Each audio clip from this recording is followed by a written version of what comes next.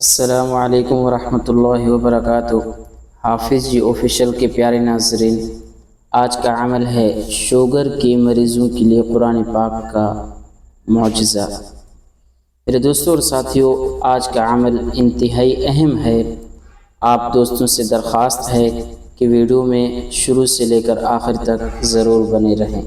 شکریہ دوستو، آج میں آپ کو ایک ایسا حیرت انگیز واقعہ سنانے جا رہا ہوں جسے سن کر آپ کا ایمان تازہ ہو جائے گا۔ کیا آپ جانتے ہیں کہ ایک ہندو ڈاکٹر نے قرآن پاک کا معجزہ اپنی آنکھوں سے دیکھ کر اسلام قبول کر لیا؟ جی ہاں، یہ واقعہ ایک ایسے مریض کے ساتھ پیش آیا جو برسوں سے شوگر کا شکار تھا۔ ڈاکٹر نے مریض کو کہا، تمہاری شوگر کبھی ختم نہیں ہو سکتی، یہ ایک دائمی بیماری ہے، یعنی ہمیشہ والی بیماری ہے۔ مگر مریض نے کہا، نہیں، میرے پاس قرآن پاک کا علاج ہے جو دنیا کی سب سے بڑی دوا ہے۔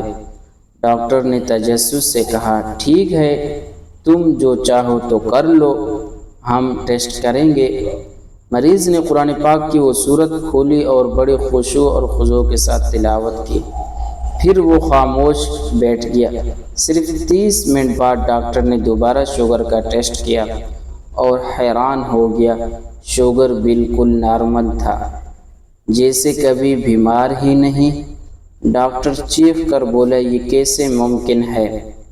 میں نے اپنی پوری زندگی گزاری لیکن ایسا علاج آج تک نہیں دیکھا۔ مریض نے مسکرا کر کہا، یہ قرآن پاک جس کے بارے میں اللہ تعالی نے فرمایا یہ شفا ہے۔ اسی وقت وہ ہندو ڈاکٹر کلمہ پڑھ کر مسلمان ہو گیا۔ میرے دوستوں اور ساتھیوں، سبحان اللہ کمنٹ میں ضرور لکھ لیں۔ قرآن صرف پڑھنے کے لیے نہیں بلکہ عمل کرنے اور شفا کرنے، یعنی عمل کرنے اور اس سے شفا حاصل کرنے کے لیے ہے۔ اگر آپ یا آپ کے گھر میں کوئی بھی بیمار ہے تو قرآن پاک کو پڑھیں، اللہ کے کلام سے رجوع کریں، یقین جانیں دنیا کی کوئی بیماری باقی نہیں رہتی۔ اس واقعے کا مقصد یہ بتانا کہ قرآن پاک شفا ہے، علاج معالجے ترک کرنا درست نہیں بلکہ قرآن کے ساتھ ساتھ علاج کروانا۔